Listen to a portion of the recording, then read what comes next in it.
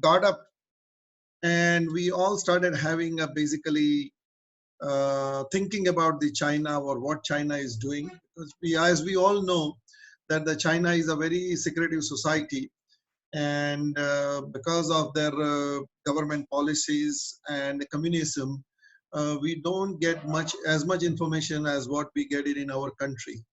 So always there is a continuously talk about going on when it comes to the uh, China, what business they are doing, what is their policies, and so on and so forth. But this particular subject I was connected with for a long period of time, that what China is doing in the world when it comes to business and entering into the different business. Uh, so now as the corona has affected everybody in the world, everybody's attention is towards the China.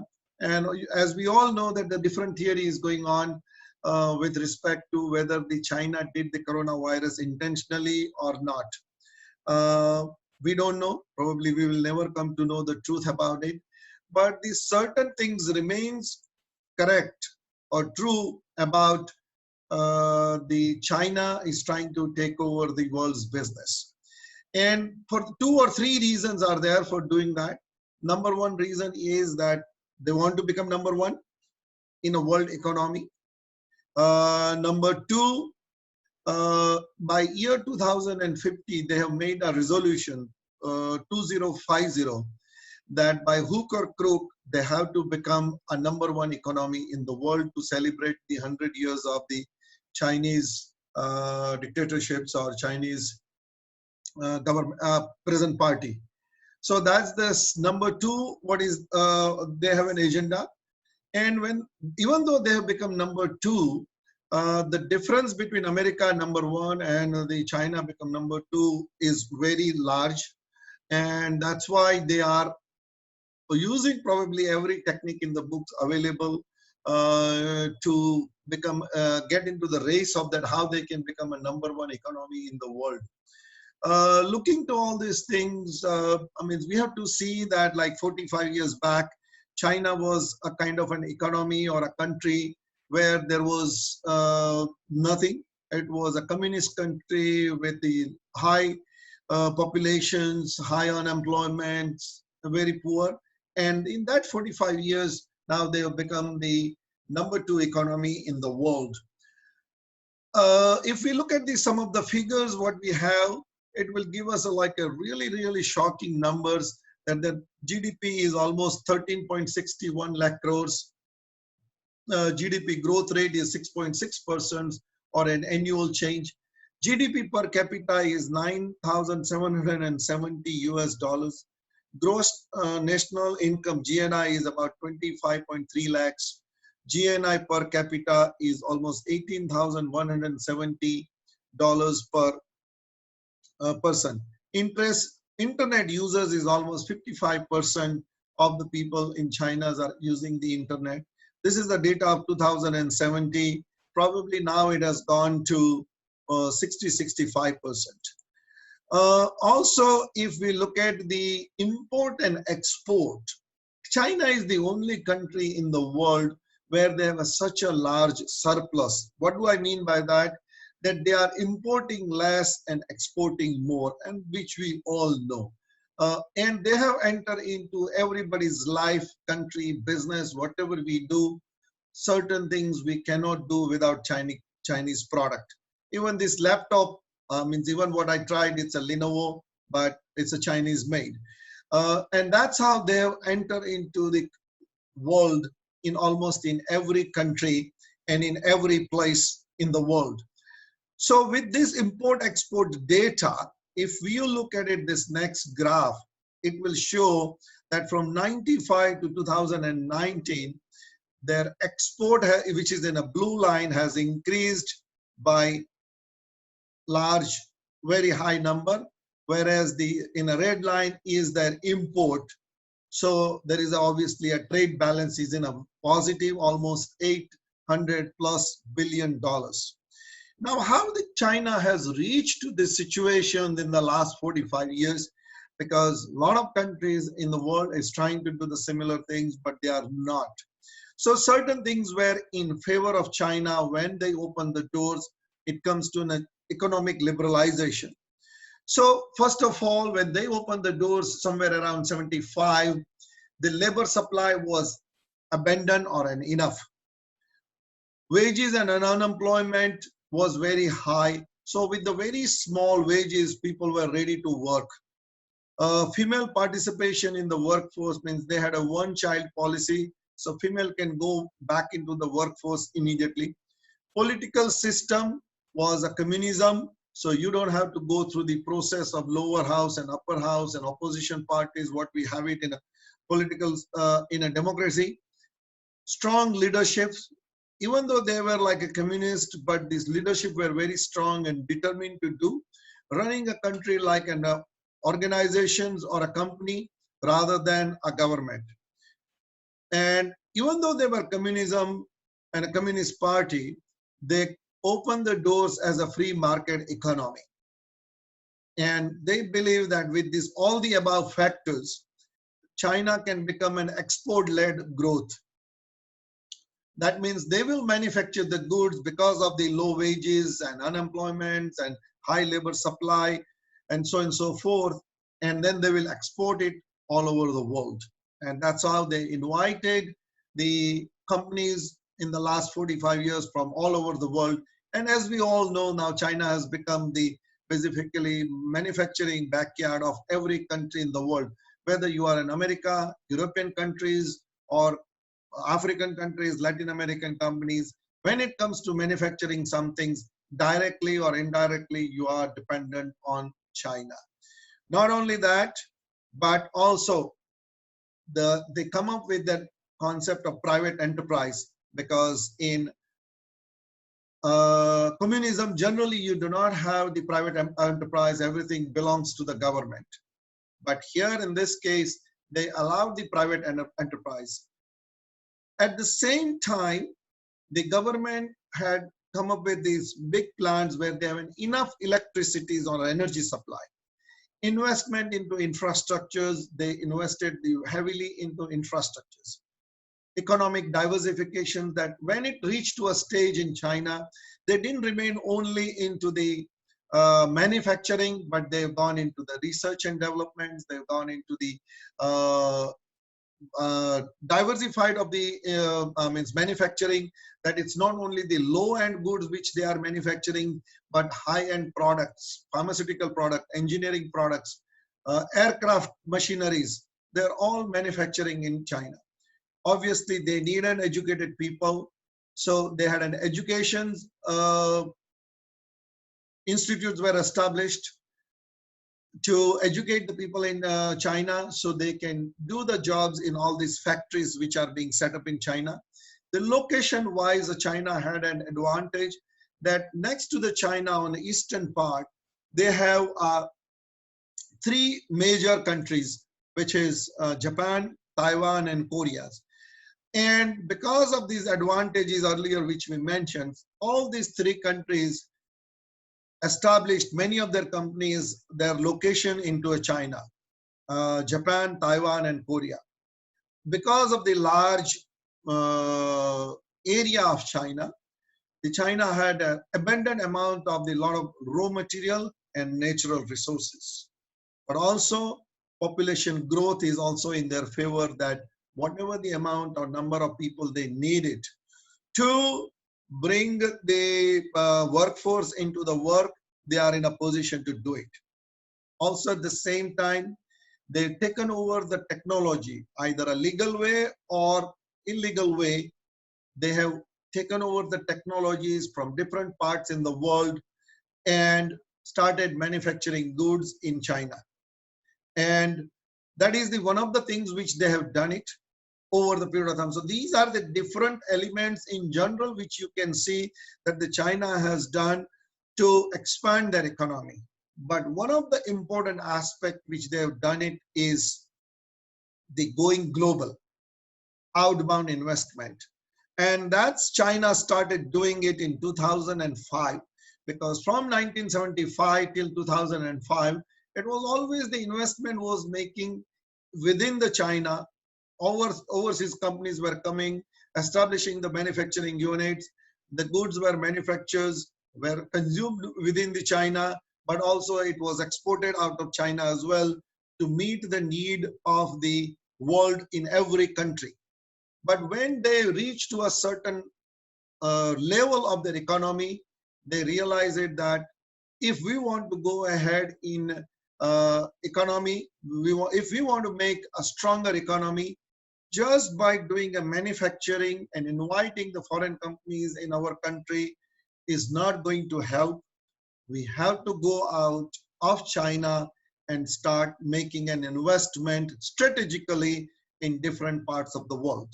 And that's where the most of the people are not aware of it, but the China is doing it since last 15 years. Because of this corona, now suddenly we all have waken up that what China is doing, how they are investing, what they are doing it, and everybody started realizing it. But they have started in 2005. The next slides will show you the kind of investment they have made it. From 2005, when they started making investment outside, to 2019, the China made an investment of almost $2 trillion as of today. $2 trillion, which is a two-thirds of our Indian economy. That's a huge investment they have made it, and they have made it very, very strategically in a very systematic manner, as if they are ready to take over the whole world. That whole world belongs to them. Just give you the first slides. In the developed country, they made an investment into the stocks, companies, and in various areas, like in United States, their investment is into $183 billion. In Canada, it's a 56 billions. In Britain, it's 83. Germany is 47 billion. In Switzerland, it's a 61, and so forth. Is a huge investment being made by China in these countries. Not only that, but when they realize it that these are the developed countries or countries those who are ahead of it, but they saw that where we can make an investment in other parts where the countries are not developed. So the China looked at it, the another areas, the African countries, Middle Eastern countries, the South Asian countries, where they thought that with their capability now, that they are very strong in constructions, manufacturing, and what they can do in these countries. Based on that one, like a country like Algeria, Nigeria, Saudi Arabia, Ethiopia, in all these countries which you see on the front of you, they made a heavy investment. And because of this heavy investment, you can imagine country like an Algeria or Nigeria making a $32 billion investment in their infrastructure, roads, manufacturing facilities, technically know-how. These small countries with a very small economy, they just become, you can say, almost like a slave to the Chinese government and Chinese system. So as of now, you can see the picture shows something like this, that across the world, there is not a single country or continent in the world where China doesn't have that heavy investment. These investments are coming from the Chinese multinational companies, which are backed by the government, Chinese banks, People Banks of China, and other banks are making this investment. They have a very deep pockets, and they say that whatever is available for sale in every country in the world, we are ready to purchase, which no other country in the world has a capacity to do this one, because the private enterprise is heavily backed by the government, and the government is also going out of China and making an investment into the different parts of the world. This was the scenario of a B2B and making a heavy investment.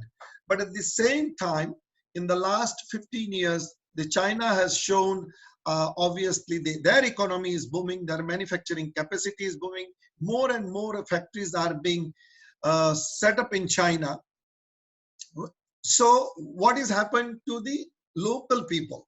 When it comes to the local people, they're also let me just, okay.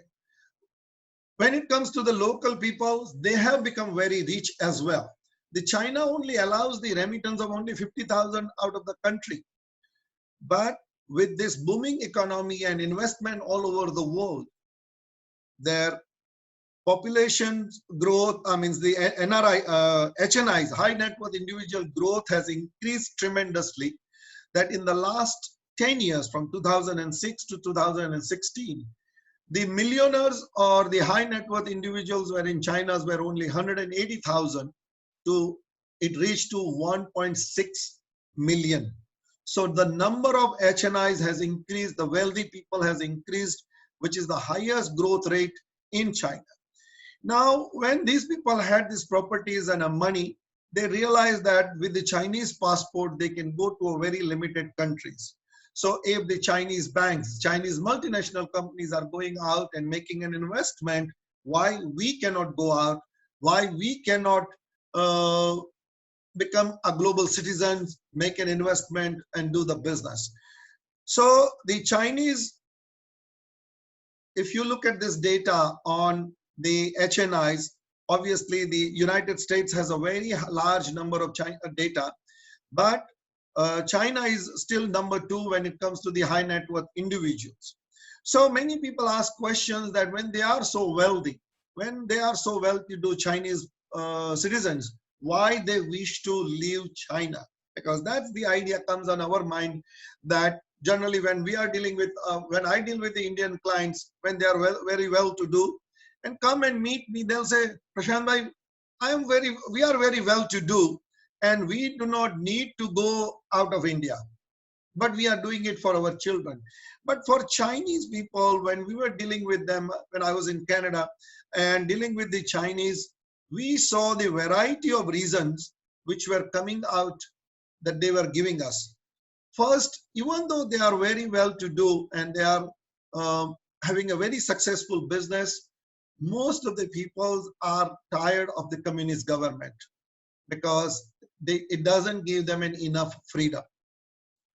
Also, they have a fear that there is no certainty of life and a property, no real estate market, poor quality of life in many areas of China. In the big cities, the video which we see, we always see that very, very high end of the infrastructures and everything is created. Also, when you live in China, the children's educations like ours is also very important to them, that they want their children to study in America, Canada, in European countries, Australia or New Zealand. But also there is a corruption in China. So many businessmen, many politicians wants to run or go away from China, and basically they are escaping from the law. But the most important aspect they saw that when the Chinese HNIs and ultra HNIs people saw that this high net worth individuals saw that the big companies can go out of China and make an investment as a SMEs, why we cannot go out of China and do the business? So in order to expand their business, they thought of going out of China. And initially the destinations for them were countries like Hong Kong, Canada, Australia, and USA, because these were the countries which were giving them the residencies and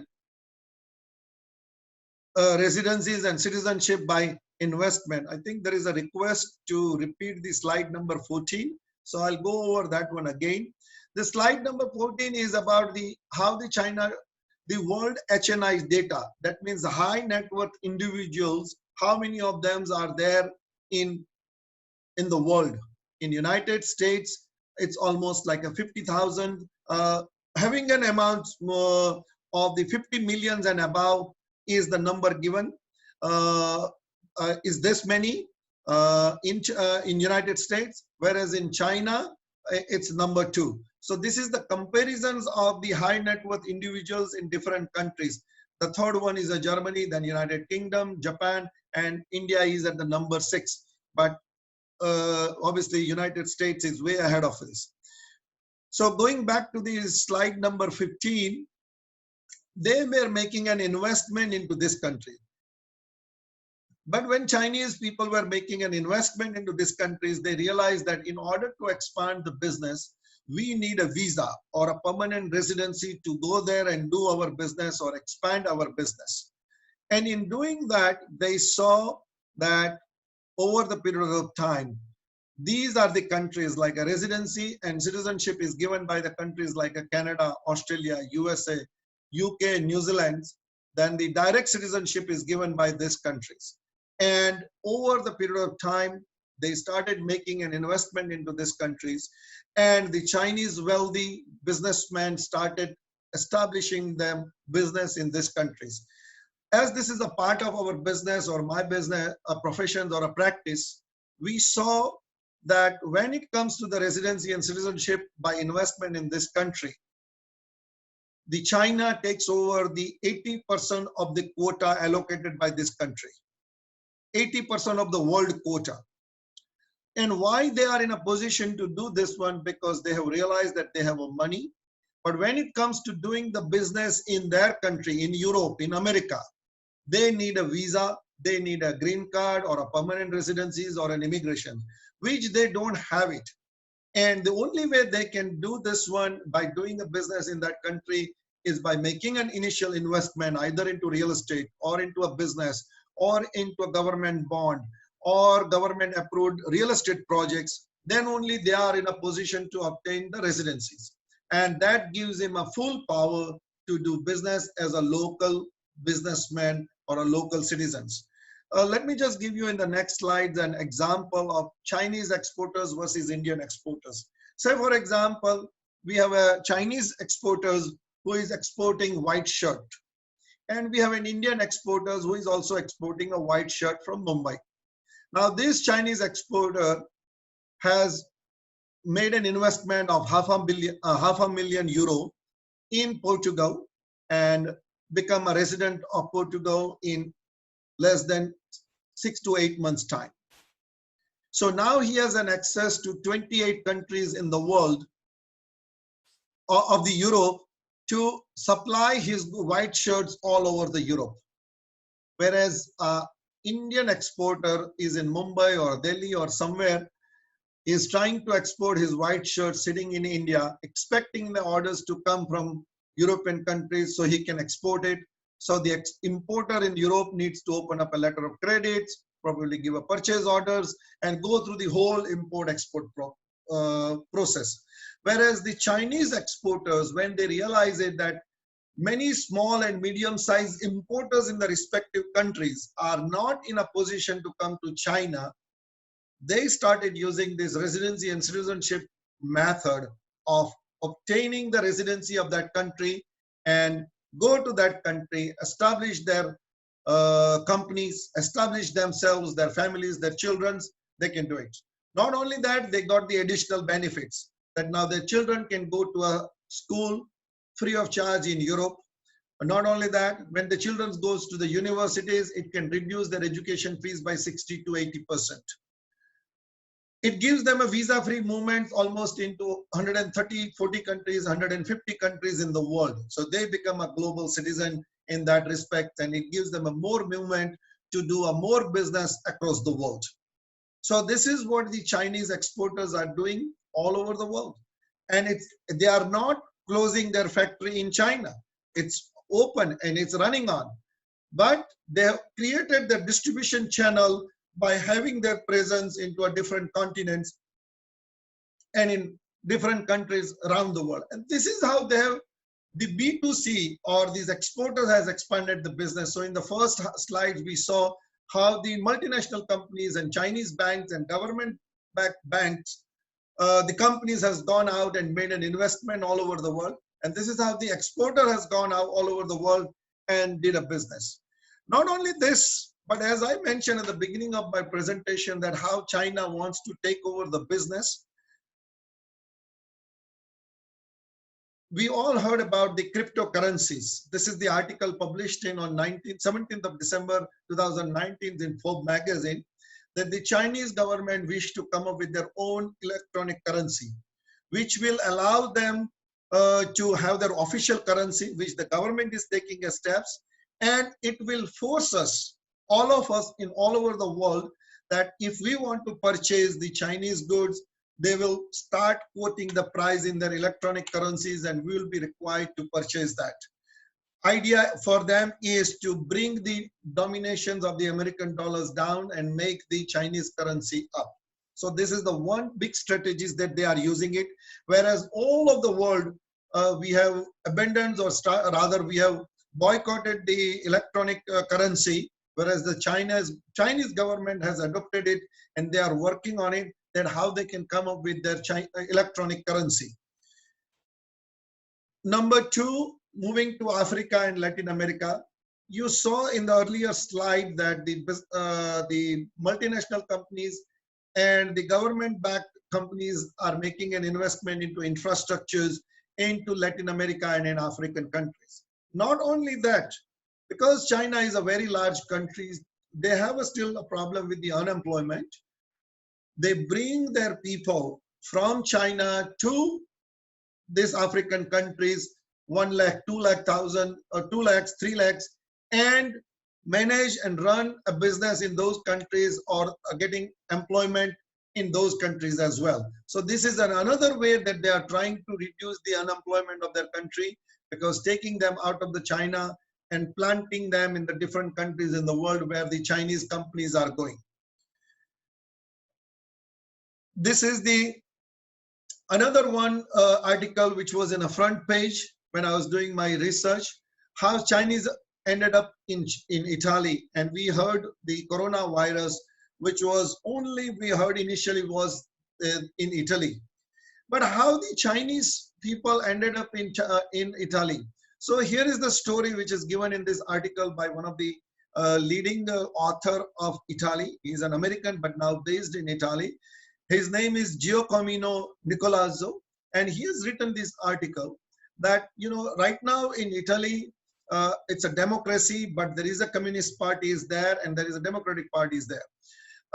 When this community party's leader came into the power, the Chinese Communist Party's leaders and politicians came to Italy, made collusions with them in such a way that we wish to make a big investment in Italy. And they made a collusions in such a way that it created a kind of a panic in China, in Italy, and the stock market price of Italy came down very low. When it came down low, the Chinese government and the Chinese-backed multinational companies made an investment into this companies and taken over all the big brands of Italy, like the cars, clothes, garments, and everything. And also they brought so many people from China to Italy that right now in Italy, 3.4% population is Chinese. And that was one of the reasons when this Chinese came back to Italy from after the Christmas holiday. In beginning of the January, there was a sudden rise in COVID virus in Italy. And because of that, now they are all facing the difficulties. So this is what the Chinese government has done when it comes to taking over the business in a country. So they can go up to this kind of a length when it comes to taking over the business, everything. This is another masterpiece which they have used it. The government has made a policy that any company or organization of China and any individual will work or support and cooperate in national intelligence work. What is in a simple language? It means that if the Chinese government asks for any business in China or any citizen cannot say no to it to become a spy of the Chinese government. And that's why many of you must have heard about last year, Huawei was the big company who wanted to enter into America with the 5G network, and the President Trump refused to give them a permission to come into America. The main reason was this regulation, that they realized that if this company is going to come into China, from China to USA, with that intelligent, the network of the internet, and the telephones and telecommunications, basically they will be spying in China, in America on behalf of the Chinese government. Subsequently, Australia, Germany, UK, most of the countries also realized the real motive behind this company to come and make a heavy investment into that country, because to go after the telecommunication systems, grab the data, find out what exactly is happening in this country, and try to take over the business and enter into this one, that they become a domination in this country. The one of the last one in the series is this book, which is 100 years marathon, written by the Michael Pillsbury. He is a renowned author and he is an authority on the Chinese affairs. And he has written this book where he talks about the Pillsbury. Please shut off your mute. Put it on a mute, please. I'm an ordinary investor. मैं जैसे 1560 के आसपास गया ना, तो मैं थोड़ा थोड़ा निकालने लगा. Please, PVG, please put it on a mute. So this Pillsbury book was endorsed by the Wall Street Journal, and which says that is correct to assets that the China's constituted by far the biggest national challenge to American positions in the world today. This book describes in details that how step by step the China has taken a step to enter into America, and not into America, but every country in the world. They have a plan for every country. Every country, they have a strategy that how do we enter into this country. Not only that how do we enter into this country, but also how do we stop foreign companies to come into this country. Because in earlier days, the spying was done by sending a people physically from one country to the another country. In today's world of the internet and telecommunications, and as we are all connected with this one, you know that the data on the social media is the powerful tool to know about the pattern of the people, what is happening, spying, eating habits, and all kinds of things. So in order to stop the foreign companies and foreign electronic companies and social medias to come into China, as and when this one kind of a companies or a platform came in, the China created their own. Here is the next slides, will give you an idea. In the digital world, we use all browser. Whole world is used the Google or Chrome. China has their UC browsers. We use the search engine Google. China use Baidu. Our chat messengers, WhatsApp is very well known. The WhatsApp doesn't work in China. It's a WeChat. Online shoppings, we do the Amazon.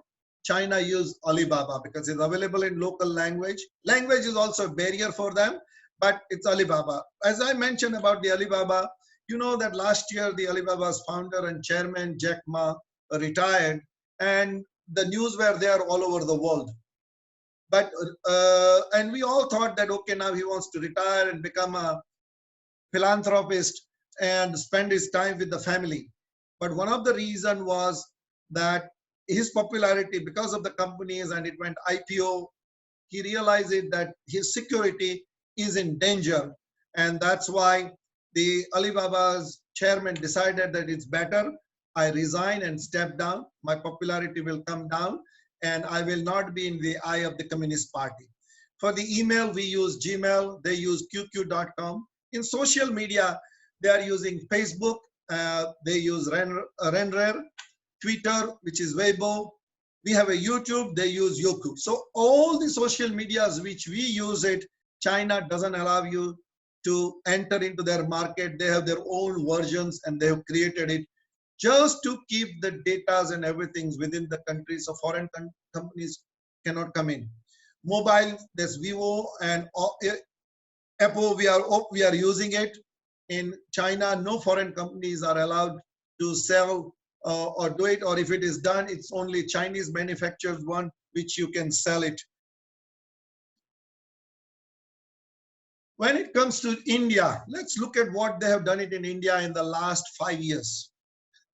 Right now, the trade between China and India is that India to China, we are exporting something like $18 billion worth of good, whereas we are importing almost like $72 billion.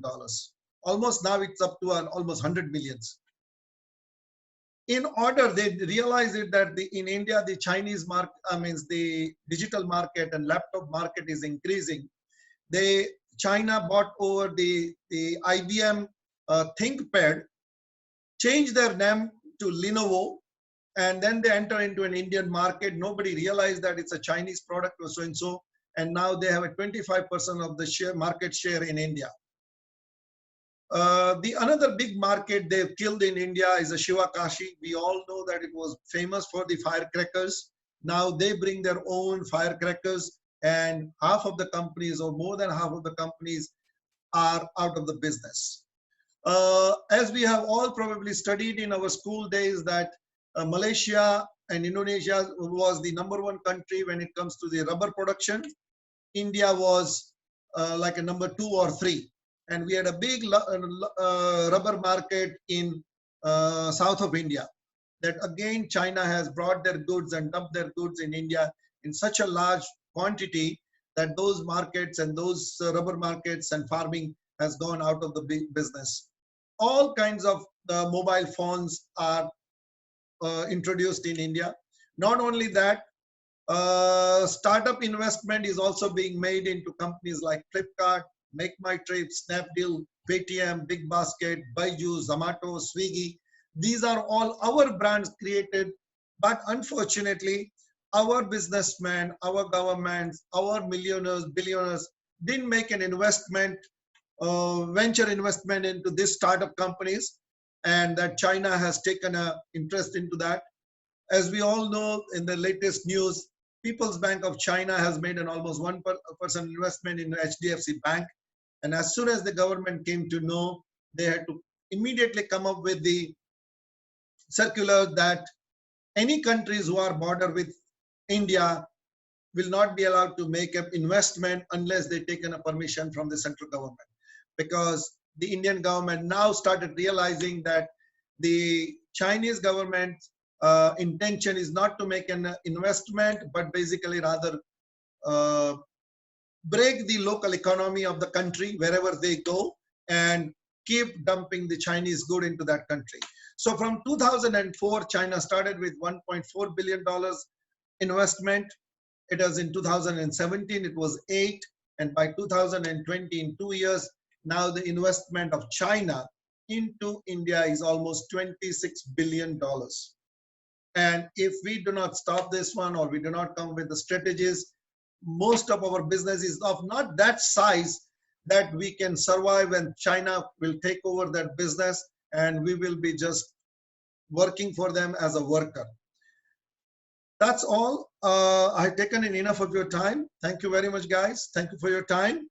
I really appreciate it. If you have any questions or answers, I'll be more than happy to do it. One of the last line I would like to say that Prime Minister Modi जैसे बोला था कि घर में घुस के मारेंगे at the time of these Uri's attack. Similarly, now we have to come up and say कि जैसे Chinese लोग कर रहे हैं उसी तरह हम उसके देश में प्रवेश करके व्यापार करेंगे. यहाँ से बैठे बैठे बिजनेस नहीं करेंगे. अगर यहाँ पे इंडिया में बैठे बैठे बिजनेस करेंगे तो I don't think that we will become a stronger economy. Thank you very much, guys. Thank you for your time. Prashant sir, most of the people want to have a copy of the PPT. So if you can give the slide share to them. The slide shares, I can do that. PPT, I can certainly share. And also I have recorded it, this one. So it will go on our YouTube channel. And also it will be available on SlideShare as well. Right now, let me see if I can go on a chat and basically share this one with everybody. So you can look at it. The www.ajmeralaw.com/live is our page. From that page, you can have a copy of social medias and everything. and you can have a copy of the presentations and you can download it. As soon as this meeting is finished, within 45 minutes or a 1 hour, I should be in a position to upload the whole presentation on YouTube as well. And you can go to the YouTube channel, and there also you can have a look at this whole presentation again, or if you want to share with any of your friends or relatives or colleagues, please do so. You're more than welcome to do it. Anybody has any questions or anything want to ask or want to have a understanding or wish to give a comments? Yes, Giriraj Bhai. Good evening, Prashant Bhai. It was very nice interaction. Now, many of the manufacturing companies, they are moving out of China. Yes. Now, people say we will make in India, because I have been attending your speech also and also listening to Dr. Subramanian Swamy. Now, because we have limitations as far as the infrastructure is concerned. So, where do we stand and how much time it will take for India to come to the level so that companies will start coming to India? See, we have to act. We have learned the lesson from COVID. Like, give you one example of COVID. Before this coronavirus, we didn't have the sanitizers. We didn't have the gloves. We didn't have this the suit for the doctors and for the nurses and all the workers, right? Yeah. The China refused to give it to us, and when they give it to us, it becomes a necessity. We come under the pressures, or kind of basically, we all came together from all over India, and within a short period of time, we were in a position to manufacture now. You know, like I think Minister Gadkari came on a television and mentioned that in the textile cluster of Nagpur, they are now in a position to manufacture something like 1 lakh or 2 lakhs those dresses and supplying all over India. So if that's the kind of a mentality and spirit we keep when this foreign company comes up and interested in doing the business, we will be in a position to do it. But still, remember, our infrastructure is not good. As of now, our Commerce Ministry has sent a circular to all the consulate office around the world, asking these specific companies who are in China and if they are interested in coming to India. And not only that, they've been given a questionnaires that what you want from India, because you are now in China, you have other options like going to Taiwan or probably Korea or Vietnam. And in India, 4, 5, 7 countries are there in front of them. So what do you want that you want to us to change in India that you will be more than willing to come here than this one? So one of the main reason was given was our labor law, because labor laws are very, very stringent here in India compared to the other countries. And this is how they are giving the comments, and based on that, when the government needs to act and change it. Probably when it comes to the infrastructures, as we know that the government is trying to build the roads in India since last 30 years, since liberalizations. Earlier government was doing it. Our government, present government, is also trying to do it. But because of our land rights, we are not in a position to build so many roads.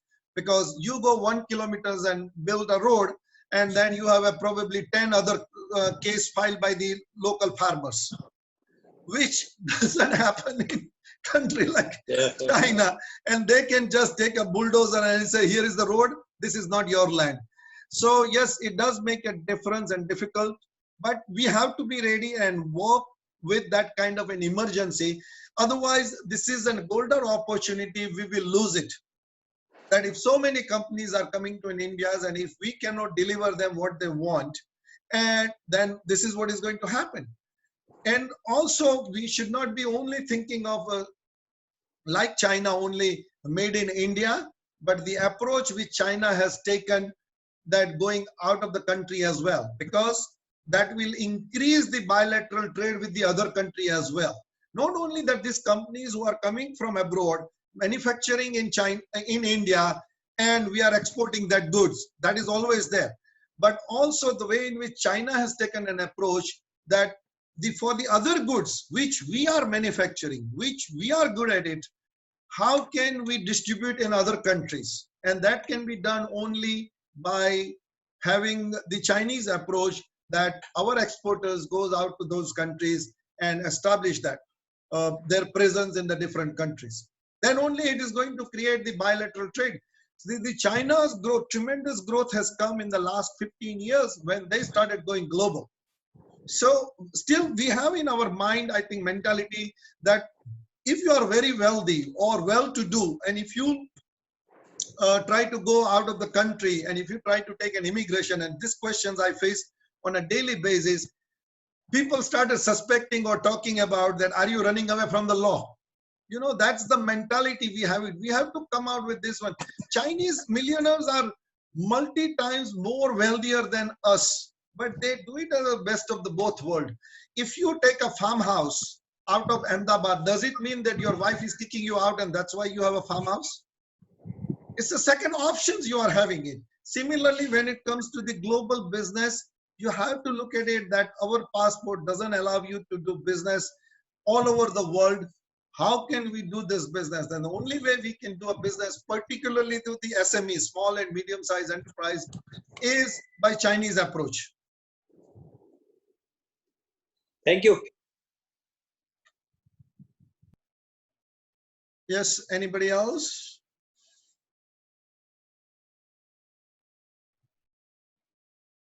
Any comments? Most welcome.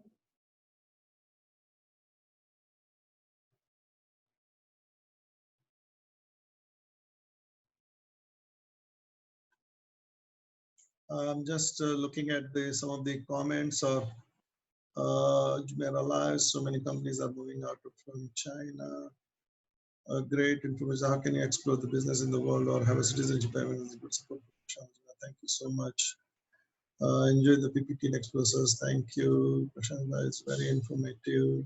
Thank you very much, guys. If you don't have any comments or any questions, then I think I'll close the sessions. Thank you for joining us. Thank you for your time. And by within an hour or hour and a half. Prashant sir, I have one question. Yes, sir. Looking at this, major disaster which we have seen now, I mean, like the US has been getting very strict to WHO and China. So what should be the India strategy? Can they plan a nuclear attack on China or anything else against China? What will be their policy against China? Or will they play only safely and wait for the other countries to take any actions against China? See, now what is going to happen is that, remember that WHOs or all these world organization has come up only after the Second World War, right? And that the World Health Organization has become a big organization in the world, taking into consideration, but it doesn't have the implementation power. And one of the theory which is coming out is that basically the present chairman of the WHO was supported by the China, and that's why he is making all the statements and all these things in favor of China, but which America is not ready to believe. Most of the countries are also not ready to believe. So there are two theories or two discussions are going on, that what do we do with the WHOs and all the international organization, or the second thing is that do we establish a separate kind of a system or a new system whereby it is going to be China against the world. And probably it is going to happen that the China against the world. If it can reach to a situation where it can basically become a war against the China as well. Definitely in coming months, as soon as all these countries come out of the coronavirus, they're going to take a very strict action against the China.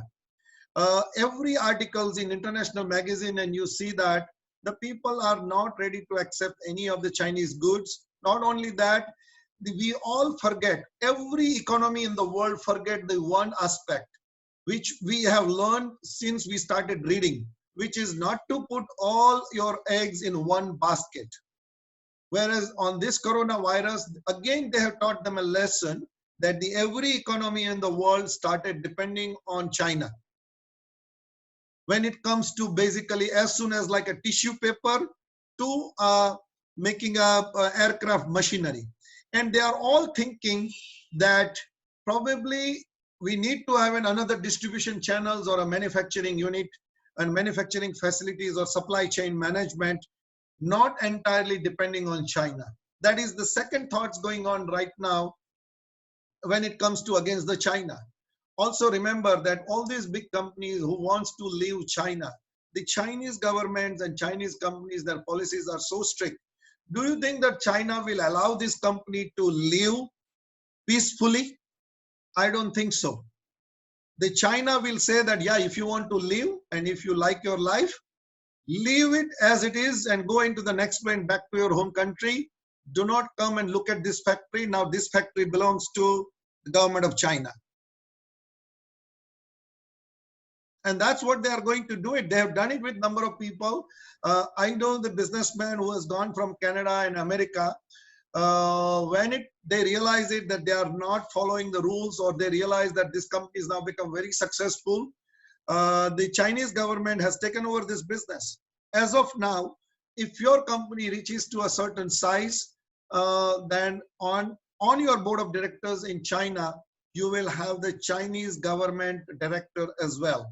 They will not speak anything, but they will discuss, record everything, and present it to the government officials to their headquarters on each and every company. Okay, great, Mr. Prashant. Thank you so much. Thank you. Thank you.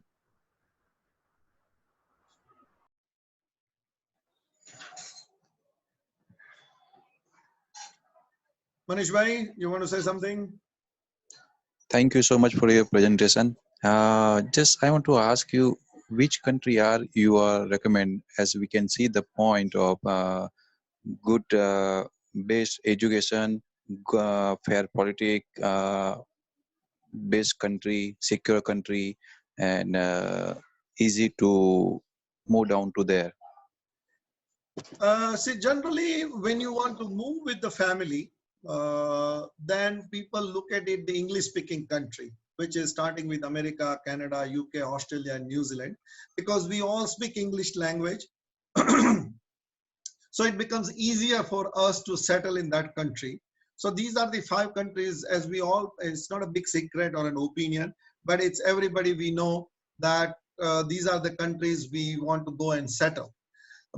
Then the second aspect or second one comes is the European countries we want to do it. Also, it depends on Manish bhai, whether you want to move with the whole family and settle there in a new country, or you are just doing it for your children. Are you in a position to close down your business and start up a new or expand the business in that country? Are you just doing it because you want a visa-free travel, or you want to have a retired life in another countries? So it's also, we have to look into it, that what objective you have it. But yes, obviously, that if you are thinking that you want to immigrate from India with your wife and children for a better quality of life and education, then obviously this 5-6 English-speaking countries does make a first choice for the Indian businessmen and HNIs and ultra HNIs. But the list is increasing, and depending on your personal need, you have to look at the different countries. Thank you so much. And then I have just another one question, is small, like right now Indian government, they announced they suspended all visa and OCI. So what about just I want to get the information from you. So what about the OCI card? Who is the holding OCI and they living in India? Just personally me. Right now, I'm a Canadian citizen, so I can go back to Canada. But if I leave Canada, I may not be in a position, leave India, then I may not be in a position to come back. Actually, I have a very typical situation. My daughter is getting married in Canada right now, which was decided, and we were supposed to go. Now we are not in a position to go, and they are going to do court marriage. Okay. Because once I leave the country, I will not be in a position to come till that orders changes. Right. Okay. Sir, there was a question for you from Rajendra ji on the chat. Sir, questions after this pandemic, will USA change its industrial policy to accommodate the new industrial development? New industrial development in what sense, Rajendra bhai? Prashantbhai હું એવું પૂછવા માંગુ છું કે જો ચાઇનામાંથી બધા exit કરવા માંગે છે હા. તો શું યુએસ ની અંદર એ ચાન્સીસ વધે અને ગવર્મેન્ટ શું એની સાથે એ વસ્તુ એ લોકો ચેન્જ લાવશે? પોલ્યુશન રિલેટેડ એ લોકોને ત્યાં બહુ ઇશ્યુઝ છે એટલે ઇન્ડસ્ટ્રીયલ ડેવલપમેન્ટ થતું નથી, ઘણી બધી પ્રોડક્ટનું ત્યાં પ્રોડક્શન થતું નથી, તો શું એમાં ચેન્જીસ આવશે ત્યાં આગળ? Yes, it will come because they started realizing કે જે અમુક critical વસ્તુઓ જે હોય, it would be તમે fair. ઇંગ્લિશમાં કહી શકો છો, તમે ઇંગ્લિશમાં કહી શકો છો. Yeah. So it like if it yes, they are considering right now, even in Canada and in Europe, that these critical things, which is life supporting things and so forth, has to be manufactured in their own country. Like Canada is thinking in that directions, America is thinking in that directions, particularly when it comes to these medical supplies and all these ones.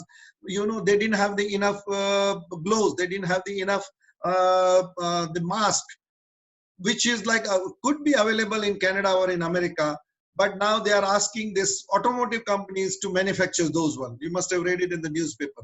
So yes, when it comes to this medical things, they are always very, very sensitive, and the changes will come that these are items we should be not dependent on the world, but we should be self-sufficient. America actually એ લોકોની defence related પણ ઘણા બધા products ને લઈને China પર dependent છે. મેડિકલમાં તો છે જ, ડિફેન્સમાં પણ છે. Yes, yeah, they are because they realize it that it's very, very expensive to manufacture here, but they will do it, and they are trying to do it that rather than creating an unemployment and which is going to happen in all the countries in the world, we have to bring this company back, probably come up with the policies, do it in a remote areas, probably take under the government manufacturing, which as of now America doesn't have any company which belongs to the government, but probably they'll say that we will take these manufacturing facilities within the government purview and support the system, because obviously they don't want to see this system, these things happening again to them. And all the countries, Western countries, are thinking that we dependent too much on China. Okay, thank you. Thank you.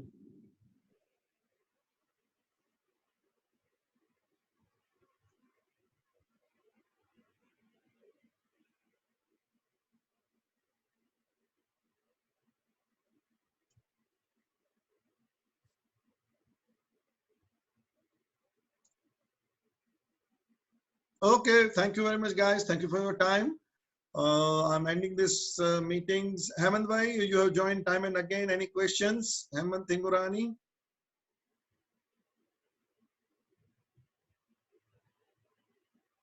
Thank you, guys. Thank you. Bye.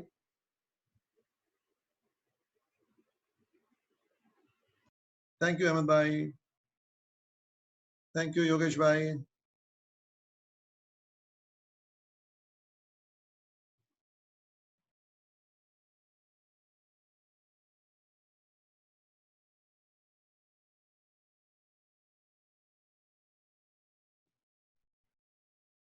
Yeah. Hemant wants to sign tomorrow. એને વચ્ચે message નાખ્યો મને